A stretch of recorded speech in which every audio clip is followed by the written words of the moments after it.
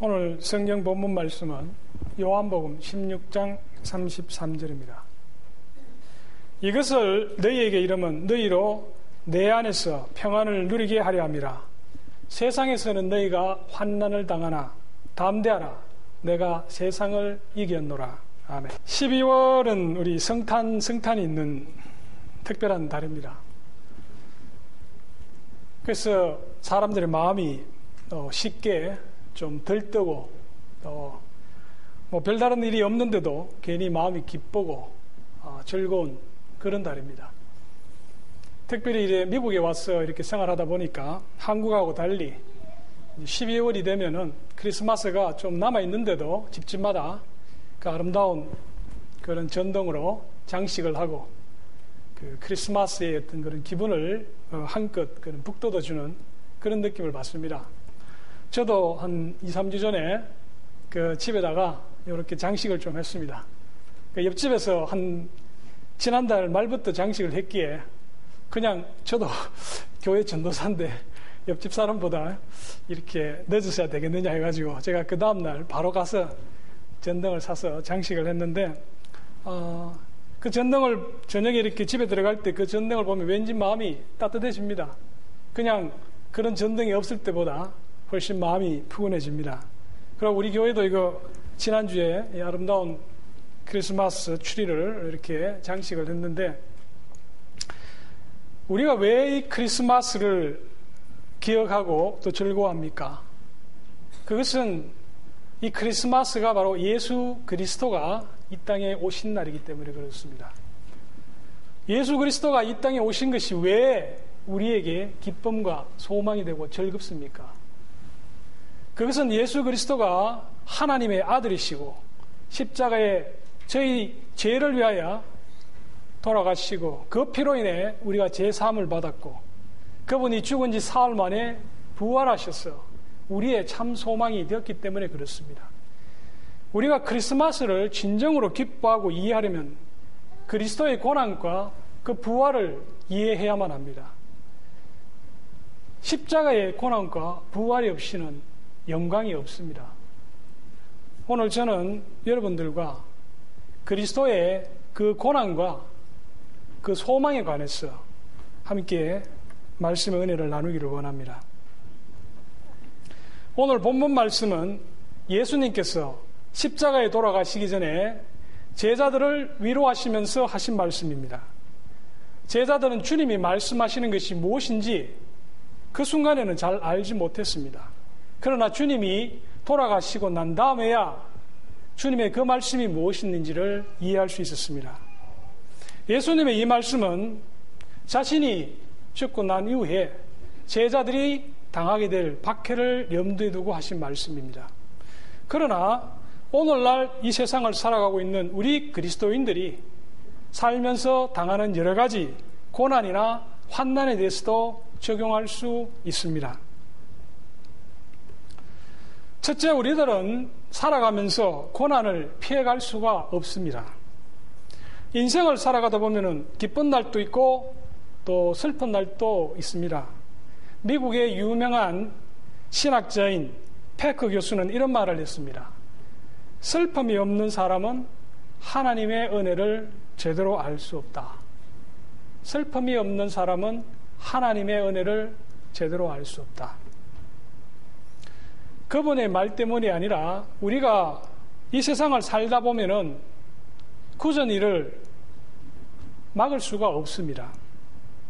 여러분들이 지금까지 살아오면서 언제 여러분들은 즐거워했습니까? 여러분들이 자라면서 원하는 대학에 진학하고 또 원하는 직장을 구했을 때 상당히 기뻤습니다. 또 여러분들이 사랑하는 배우자를 만나고 그 사람에게 사랑을 고백하고 그 사람이 자기의 사랑을 받아주었을 때 얼마나 기뻤습니까? 그리고 양가의 축복 속에서 행복한 아름다운 결혼식을 올릴 때 그때는 바로 이 땅이 천국과 같죠. 또 여러분들이 결혼을 해서 첫 자녀를 가졌을 때, 첫 자녀를 또 낳았을 때 그 어린 아이의 그 손가락을 만져보고 그 아이의 눈망울이 나와 닮았을 때 얼마나 기쁘고 즐겁습니까? 또 그 아이가 자라나서 자기가 원하는 학교에 진학을 하고 또 사회인으로서 자리를 잡았을 때 부모로서 얼마나 또 마음이 뿌듯합니까? 또 여러분들이 경영하시는 사업장이 또는 여러분들이 근무하는 회사가 여러분들의 공로를 인정하고 또 여러분들이 고생한 그 보람이 있어서 사업장이 번창하고 회사에서 승진을 할 때 참으로 기쁩니다. 그러나 우리가 살아가면서 늘 그렇게 기뻐할 수만은 없습니다. 우리가 사랑하는 가족이나 또는 친척, 친구 중에 사고나 또는 질병으로 건강이 좋지 않을 때 우리의 마음은 근심하게 됩니다. 또 우리가 사랑하는 그 자녀가 부모의 말에 순종치 않고 빗나간 길로 갈 때 그 부모의 가슴은 찢어지는 듯한 고통을 당합니다. 또 한때 사랑하는 부부 사이였지만 세상 살다 보니까 이런저런 일들로 인하여 마음이 갈라쓰고 남남이 되고 서로 헤어져야 하는 그런 입장에 놓이게 될 때 우리는 인생의 가장 힘든 시기를 맞이하고 있는 것입니다. 그리고 경영하는 사업이 실패하거나 직장에서 정리해고당할 때 우리는 절망의 늪에 빠지기 쉽습니다. 그러나 그 무엇보다도 자신이나 주변에 사랑하는 사람이 중병이나 사고로 영원히 세상을 떠나야 할 때 그 고통과 슬픔은 말로 다할 수가 없습니다. 이렇게 볼 때 우리 인생의 여정이라는 것이 오른쪽에는 기쁨과 슬픔이, 기쁨과 즐거움이 있고 왼쪽에는 슬픔과 고난이 있는 그런 인생길입니다. 여러분은 언제 최근에 기쁨과 또 슬픔을 느껴보았습니까? 아무래도 바쁜 이민생활을 하시다 보니까 기쁨이 있어도 기뻐할 여가가 없고 슬픔이 생겨도 슬퍼할 여가도 없이 그렇게 또 살아가시지 않는가 그런 생각을 해봅니다. 미국 사람들이 하나님께 질문하고 싶어하는 내용 1위가 무엇인지 아십니까? 그것은 왜 이 세상에 고난이 있습니까? 하는 것이었습니다.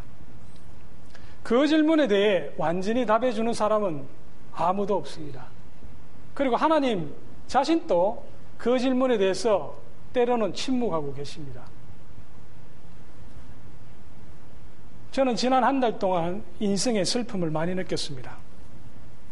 저희 주변에서 많은 분들이 여러 가지 어려움을 당해 힘든 과정을 겪고 계신 것을 보니까 저 또한 마음이 매우 무거워졌습니다.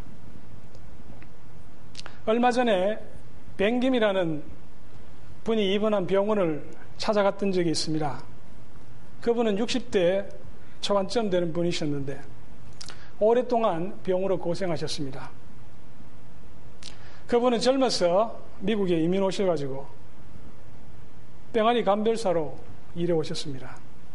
그러다가 병이 드셔가지고 직장을 그만두고 집에서 요양 중이셨는데 제가 그 병원을 방문하기 며칠 전에 병이 심해지셔가지고 응급실로 실려가셨습니다.